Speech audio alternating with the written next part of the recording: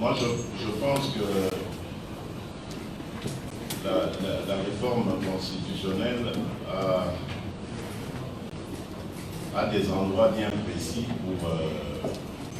pour être conçue, réfléchie, préparée. On ne peut pas créer, en plus de ça, une autre institution pour ce faire. Et puis, je pense que M. Fayou est un élu du peuple. Et en allant au Parlement, il peut amener ce genre de choses. Et enfin, bon, il a émis son peuple, nous sommes en démocratie, il a le droit de proposer des choses, mais nous avons tout aussi le droit de les accepter ou de les refuser. Ici, moi, je n'en vois pas la peine, d'autant plus qu'on n'en a même pas discuté avec lui. Il fait une proposition. Elle est peut-être intéressante, certes, mais je n'en vois pas l'utilité.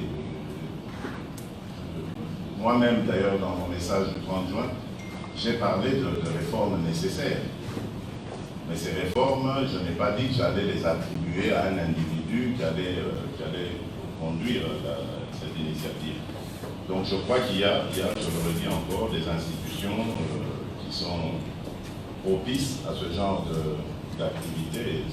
Il vaudrait mieux les laisser là. Et si M. Fayou veut en faire partie, c'est son droit, il peut toujours y aller. Mesdames et messieurs de la presse, je vous salue. À la suite de mon porte-parole, j'aimerais revenir sur cette frustration que vous avez dû ressentir par le fait que j'ai reçu d'abord la presse internationale. Je crois que les explications vous ont été données et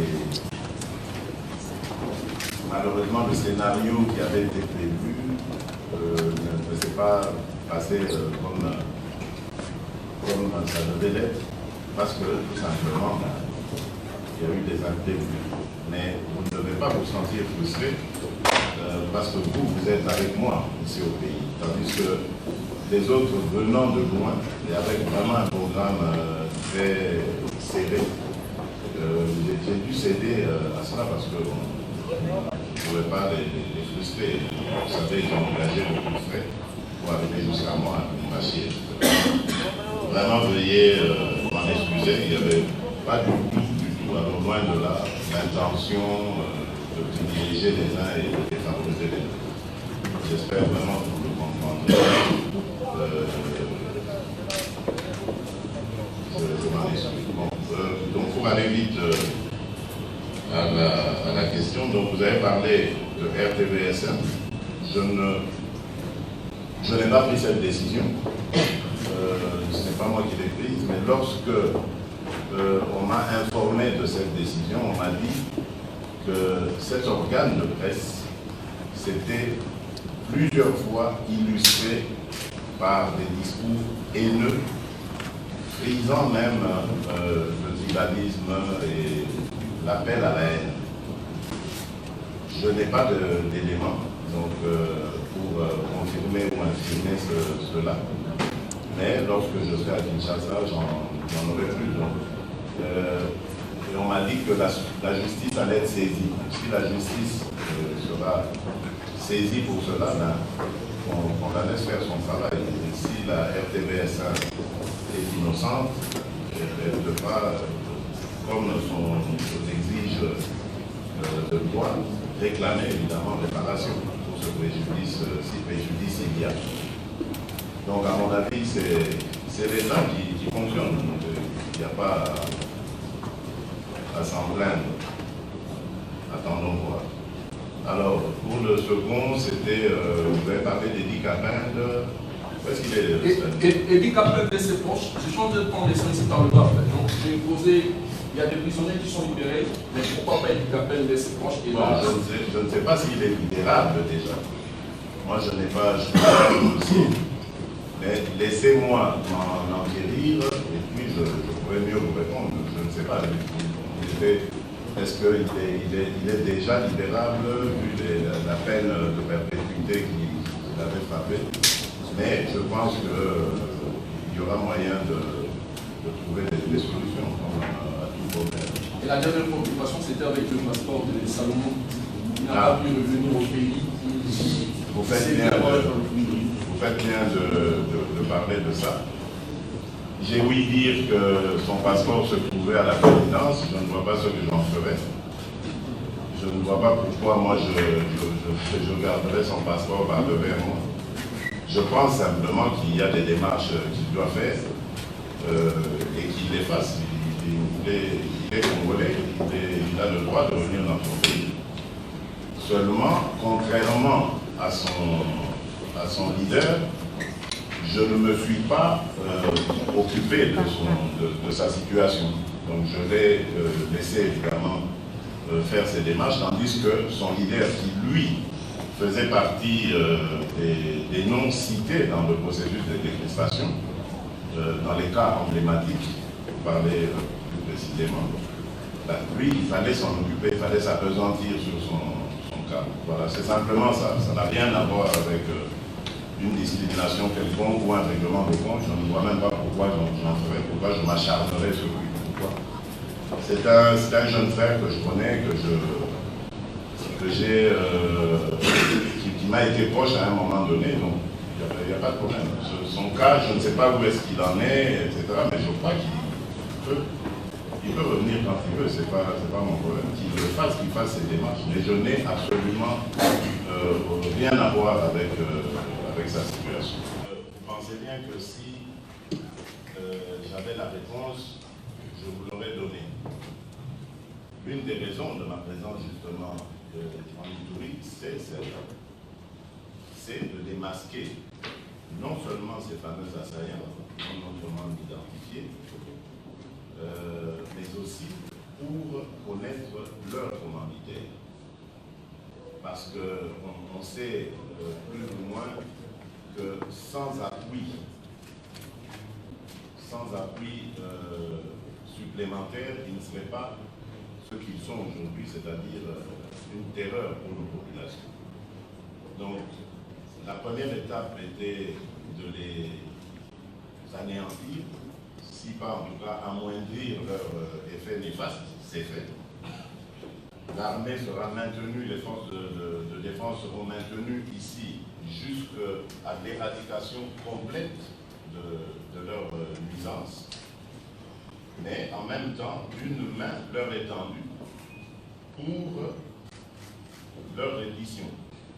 Et surtout, pour qu'ils passent aux aveux, qu'ils disent quel est le soubassement de leur action et pourquoi tant de violence, pourquoi tant d'acharnement à mal faire, à commettre des crimes. Donc manifestement, ça ressemble à une tentative de génocide. Donc on voulait pousser la province d'Ituri à s'embraser.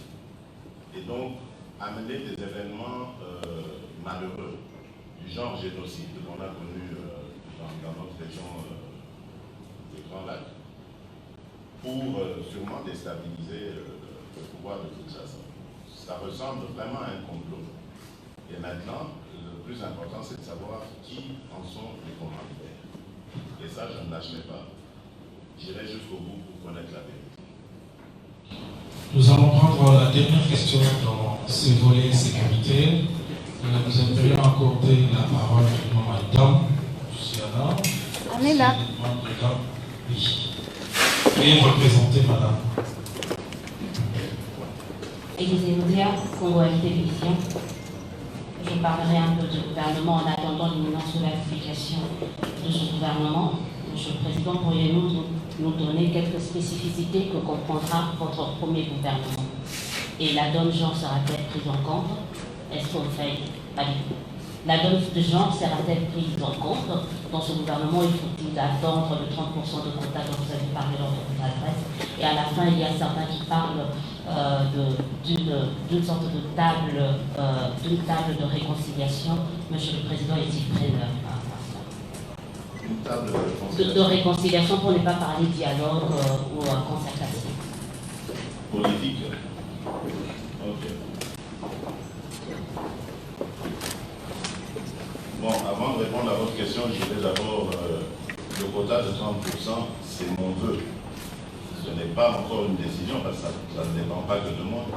Je saisirai le Parlement pour que cela devienne réalité. Et croyez-moi, je me battrai. Je me battrai pour faire passer cela. Donc ce n'est pas encore une décision. La spécificité, c'est que, vous l'avez dit, il doit y avoir beaucoup plus de femmes visibles. Ça, c'est clair. L'autre spécificité, c'est qu'ils s'engageront tous je vais dire, un code de bonne conduite par rapport au service à la nation qu'ils devront rendre. Et il y a une troisième spécificité, mais permettez-moi de la taire encore en ce moment. Mais en temps opportun, je la ferai connaître, celle-là. Et voilà, donc c'est tout ce que je peux dire pour ça. À propos de la table ronde du dialogue, enfin, je ne sais pas à quoi vous faites allusion et avec qui, je ne vois pas. Ici, il y a une majorité qui s'est formée, qui va diriger le gouvernement et qui est composée comme tel au Parlement. Et il y a une opposition qui tarde à prendre forme, mais qui prendra sûrement forme parce que je compte vraiment les accompagner dans cet exercice parce que je tiens à ce que nous ayons une opposition, une vraie opposition, une opposition constructive qui va vraiment être le contrepoids du gouvernement et qui doit, d'ailleurs en son temps, j'avais parlé de ça à Madame la Présidente de l'Assemblée en disant je souhaiterais que l'on confie la présidence de la Commission des Finances, par exemple, à l'opposition, pour que l'opposition soit ce pendant qui va permettre au pays d'avancer. J'ai remarqué, en arrivant aux affaires, que à cause des comportements, des régimes contre lesquels nous battions, nous n'avions pas été associés à la gestion du pays. On peut l'être, regardez dans les pays en tradition démocratique. Des fois même, le chef de l'État convie les leaders de l'opposition à une réflexion commune lorsque le pays fait face à des difficultés. Donc, c'est ça, c'est ce modèle-là que j'aimerais imprimer ici chez nous. Voir une opposition responsable qui ne doit plus s'illustrer que dans la haine, dans des propos qui frisent l'injure ou la diffamation, des choses comme ça. Mais plutôt aller dans la réflexion, dans la construction d'une opposition libre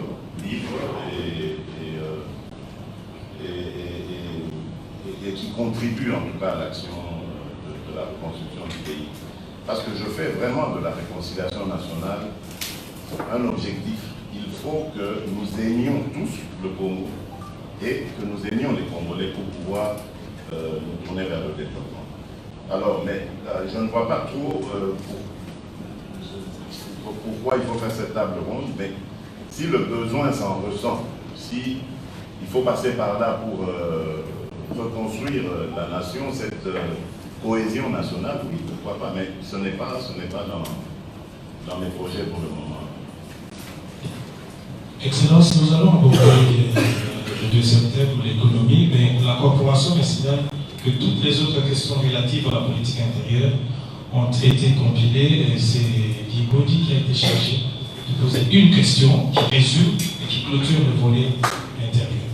Merci beaucoup. Une seule question, Monsieur le Président. Monsieur Fayou, depuis un certain temps, a présenté un plan de sortie des crises, c'est comme ça qu'il a appelé. Il propose notamment l'institution d'un haut conseil national de la réforme institutionnelle qu'il appelle ICNRI, qu'il souhaiterait diriger. Votre avis ici? Bon, moi je pense que la réforme constitutionnelle a des endroits bien précis pour être conçue, réfléchie, préparée. On ne peut pas créer en plus de ça une autre institution pour ce faire. Et puis, je pense que M. Fayou est un élu du peuple. Et en allant au Parlement, il peut amener ce genre de choses. Et enfin, bon, il a émis son peuple, nous sommes en démocratie, il a le droit de proposer des choses, mais nous avons tout aussi le droit de les accepter ou de les refuser. Ici, moi, je n'en vois pas la peine, d'autant plus qu'on n'en a même pas discuté avec lui, il fait une proposition. Elle est peut-être intéressante, certes, mais je n'en vois pas l'utilité. Moi-même, d'ailleurs, dans mon message du 30 juin, j'ai parlé de réformes nécessaires. Mais ces réformes, je n'ai pas dit que j'allais les attribuer à un individu qui allait conduire cette initiative. Donc je crois qu'il y a, je le redis encore, des institutions qui sont propices à ce genre d'activité. Il vaudrait mieux les laisser là. Et si M. Fayou veut en faire partie, c'est son droit, il peut toujours y aller. Merci, Excellence. Nous abordons donc l'économie. Je répète encore à l'intention de nos collègues d'être précis et concis. Merci. Tour Congo.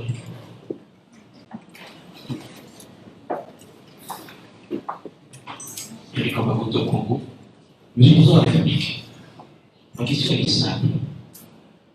Comment vous expliquez le dépassement budgétaire par la présidence de la République?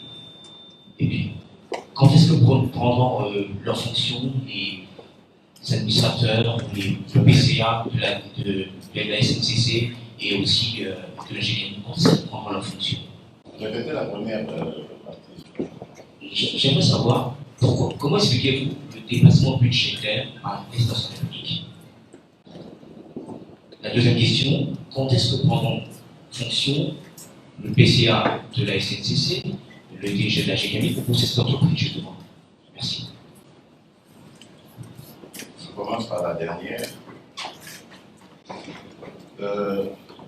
Quand est-ce qu'ils prendront fonction? C'est lorsque la ministre du portefeuille plaignera signer cette autorisation, enfin cette notification, j'allais dire. Alors, pourquoi est-ce que cela ne s'est pas fait? Parce que, manifestement, il y a certaines réticences à le faire. Des réticences qui ne s'expliquent pas, quelque part. Mais, à mon sens, je dirais que cela est à mettre au fait que le gouvernement n'est pas encore là. Il y a donc une certaine lenteur. Il y a peut-être certains calculs politiciens, mais à mon sens, il n'y a pas d'urgence. Vous savez, les remises et reprises, on le voit aujourd'hui, il y a un Premier ministre qui a été désigné, il y a un autre qui est sortant.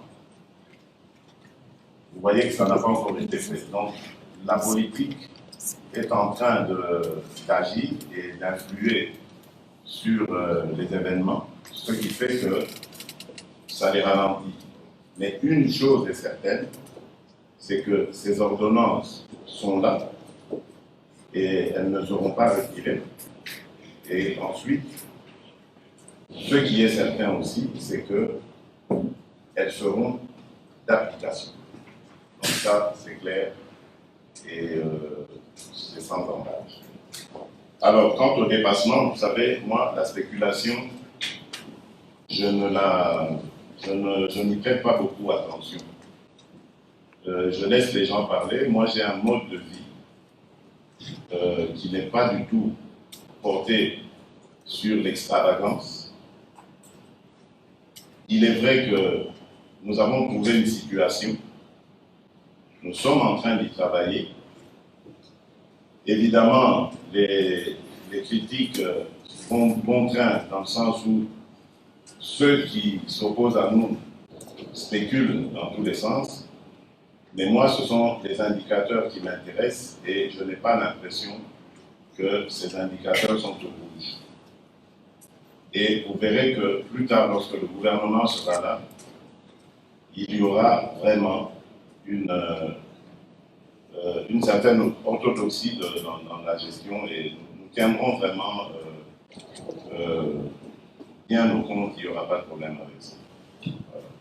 Nous allons prendre une autre question liée toujours à l'économie, au programme de médias international. On va revenir sur nos amis de Bounia. Merci. C'est Blaise Lassongoli pour TV5 Monde.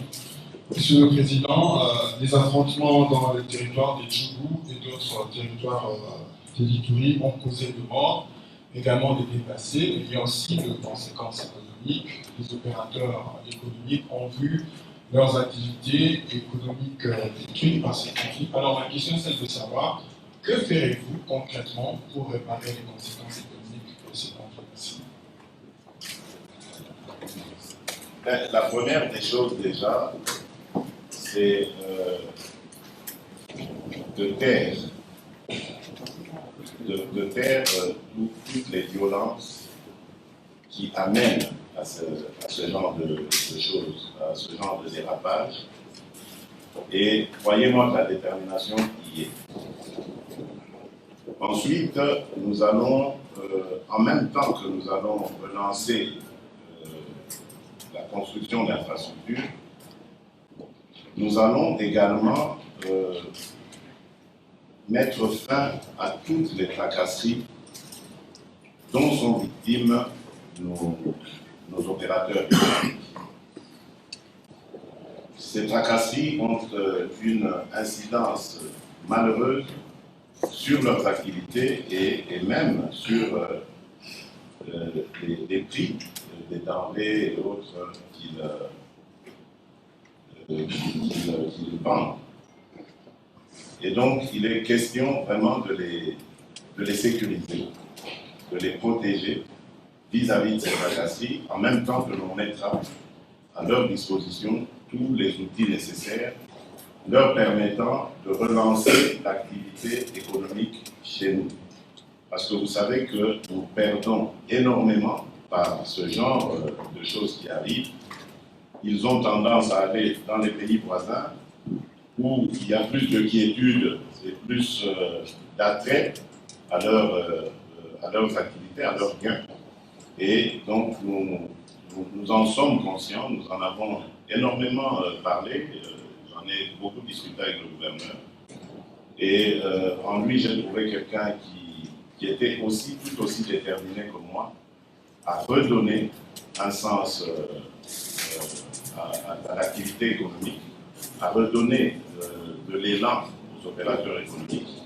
Et comme j'ai dit, nous allons vraiment nous engager sur cette voie-là et mettre à leur disposition ce qu'il faut pour ce faire.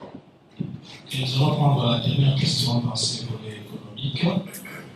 Une même invité.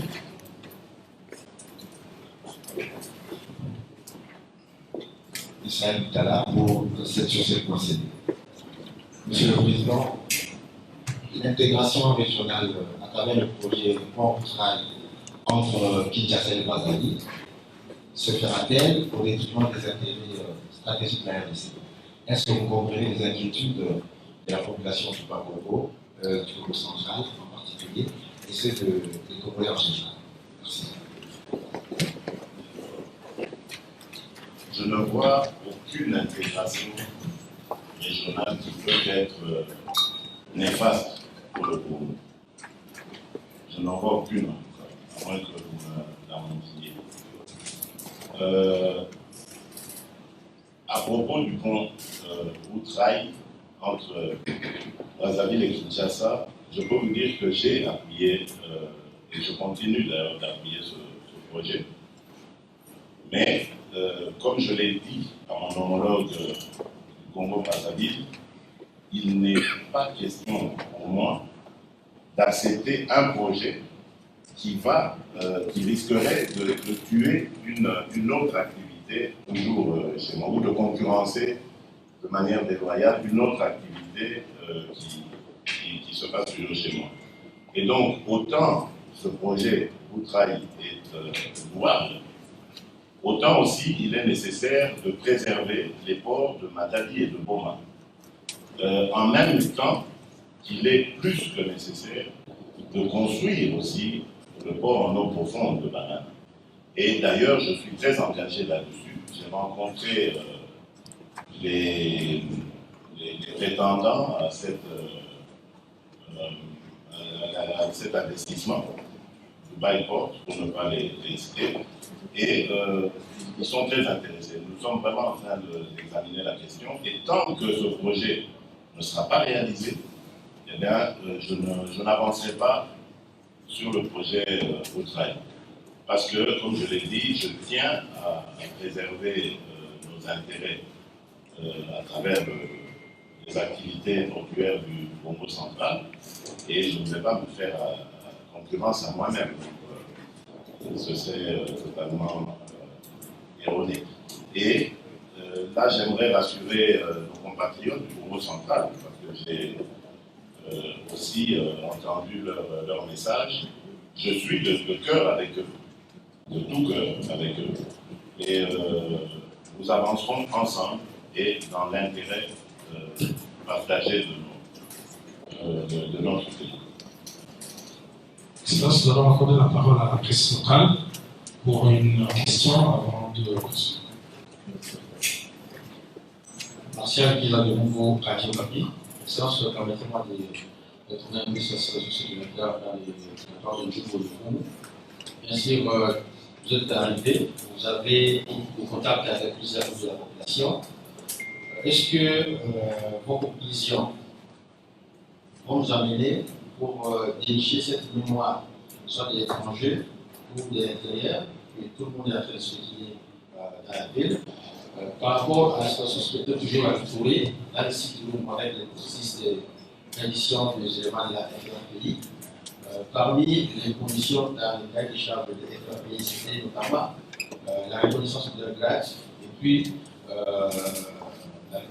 la reconnaissance les grades du ministère de la FRPI et puis l'amnistie pour que des postes d'armes. Le processus est court. Est-ce que nous en sommes court par rapport à la reconnaissance légale? Les grades. Les grades. Des miliciens. Quoi sommes-nous vraiment?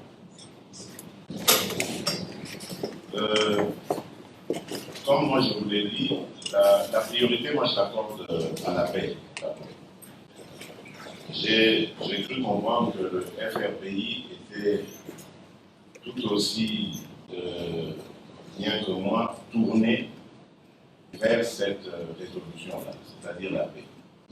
À partir du moment où ils regardent dans la même direction que nous, ils deviennent des interlocuteurs valables donc, pour discuter. Et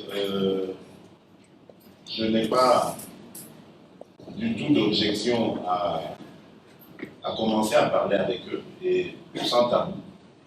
D'ailleurs, la preuve, c'est que le coordonnateur de notre mécanisme national de soutien a déjà pris langue avec eux. Et pas plus tard qu'il y a quelques instants, j'ai discuté avec la représentante de la MONUSCO ici, et même bien avant ça, j'avais vu Mme Zerougui elle-même, la représentante spéciale, pour parler de ce phénomène, de leur précantonnement et ensuite de tout le processus DDR qui va conduire à leur désarmement, démobilisation et réinsertion dans la vie normale. Et à partir de ce moment-là, nous pouvons discuter. Je ne peux pas ici commencer à dire je suis d'accord pour ceci et pour cela, ce ne serait pas prudent. Je risquerais peut-être d'en effrayer quelques-uns ou que sais-je encore. Mais je voudrais ici insister sur ma disponibilité à discuter avec tous les compatriotes qui se sont à un moment donné lancés dans ces activités des groupes armés, qui ont fait ce qu'ils ont dû faire, ce qu'ils ont dû faire, de bon ou de mauvais. C'est cette main tendue que je fais, que je leur envoie pour dire revenez à la raison. Il n'y a plus du tout de raison de continuer dans vos activités nuisibles pour la société. Revenez à la raison, revenez à la maison, parce qu'aujourd'hui, nous sommes en train de nous battre pour que l'État s'installe partout, que l'autorité de l'État soit active et présente sur tout l'ensemble de notre territoire, et qu'il n'y a plus de raison de s'organiser en milice d'autodéfense. Il y aura des instruments de l'État pour protéger le territoire, pour protéger les citoyens, et il n'y a plus de raison de se faire justice. Donc, c'est ça le message que je leur envoie. Sans conditions préalables, c'est simplement pour leur dire déposez les armes, arrêtez vos activités nuisibles et revenez vers nous. La main vous est tendue, c'est votre pays, vous y avez une place, mais à condition évidemment de vous adonner à des activités acceptables, légales. Donc c'est tout simplement ça, sans condition. Excellence, nous abordons le dernier thème, le social. Il y a 2 questions pour le social avant la conclusion. Madame.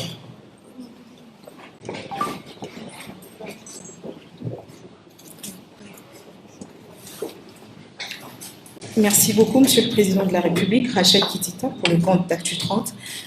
Dans votre message à la nation, à l'occasion de la célébration de l'anniversaire de l'indépendance de la RDC, le 59e, j'ai noté une phrase: en 5 mois d'avènement au pouvoir, je ne peux produire des miracles. Alors que le 2 mars 2019, à Kinshasa, vous avez présenté les 100 mesures urgentes à prendre, disons, après votre avènement au pouvoir. C'était les miracles que vous avez promis aux Congolais de toutes les provinces de la RDC.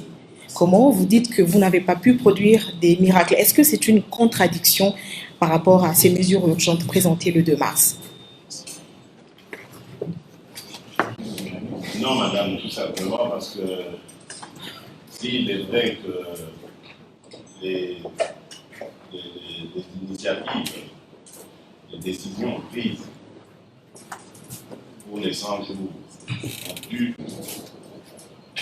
un effet positif sur le moral de nos concitoyens, il est vrai aussi que nous n'avons pas donné, ou ces mesures n'ont pas donné entière satisfaction. Il reste des problèmes pendants.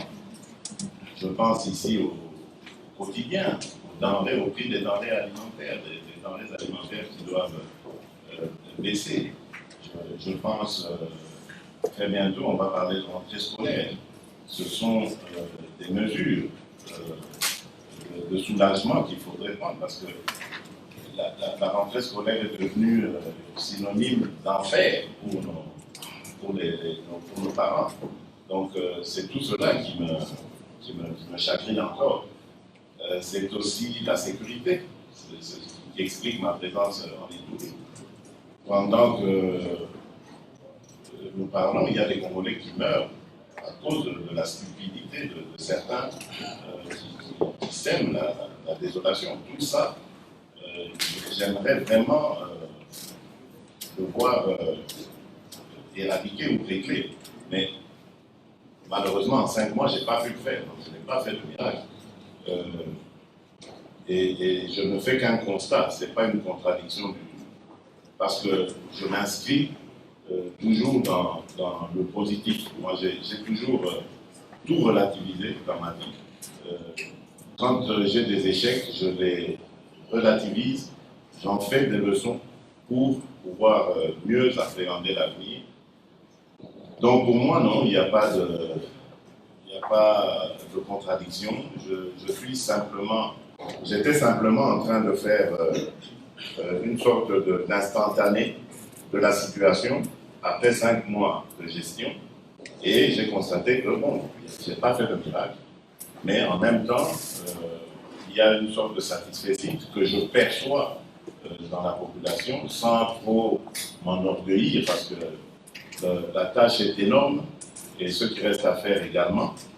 Donc je vais simplement continuer avec détermination dans ce que je fais parce que mon but, mon objectif est de remettre ce pays sur les rails, de redonner la dignité, la fierté aux Congolais de leur pays, d'appartenir à ce pays, de leur rendre cet amour pour leur pays, pour leurs compatriotes. Et ensuite, bon, on verra. Là, vous reviendrez peut-être me poser la question et je vous dirai si à ce moment-là, je serai satisfait. Quand le miracle se produit. C'est lancé par un représentant de la presse imprimée, le phare. Monsieur le Président, ce pays a disposé d'une compagnie aérienne très forte. Nous sommes le premier pays à avoir des DC-10. Les avions congolais débarquent. Pour aller à Yaoundé, il faut prendre une Airways, c'est d'abord sur Nairobi, pour traverser le pays pour aller à Yaoundé. C'était pas la peine. C'est-à-dire que, et il le faut que vous ayez, parce qu'il faut que les Français, finalement donné, PCA, PSL, avec son ami Économie, son officier, à la fin de voie de l'Orient. Alors la question est celle-ci. Il s'agit là d'une question de sécurité nationale. Nous sommes ridicules aujourd'hui par rapport à tout, même des petits pays dont je suis pas. Oui, merci, Fidel Moussankou. Effectivement, le problème de la compagnie aérienne nationale me préoccupe au plus haut point. J'ai eu d'ailleurs, lorsque j'ai voyagé sur leur ligne, à échanger énormément avec leur directeur, qui, le hasard faisant, était aussi le pilote qui nous conduisait. Mais et au retour, j'avais même vu la DCA de la compagnie. Nous sommes vraiment à son chevet. J'avais d'ailleurs même donné l'autorisation de décaisser un montant pour leur redonner un peu de souffle. Et ça me préoccupe au plus haut point. Et d'ailleurs, pour vous dire, lorsque j'ai accepté la demande de Rwandair de pouvoir aussi avoir des escales chez nous, c'était dans le but de booster notre compagnie nationale.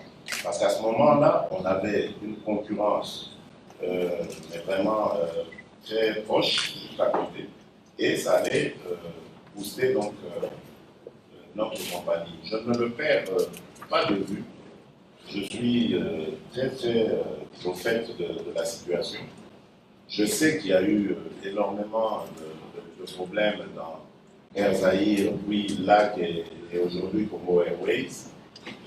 Mais le but est de redorer le blason de notre compagnie aérienne nationale.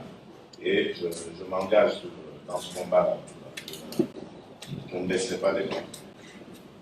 Excellence, nous avons consommé les du temps. Nous allons nous remettre en porte-parole et nous allons passer les conclure. Monsieur le Président de la République, nous voulons vous dire encore une fois un grand merci d'avoir accepté de recevoir la presse nationale aujourd'hui. Je voudrais leur annoncer que vous m'avez chargé de les rencontrer, ou de rencontrer certains d'entre eux chaque semaine, et que vous-même vous avez accepté de rencontrer, selon votre convenance, les responsables des médias congolais.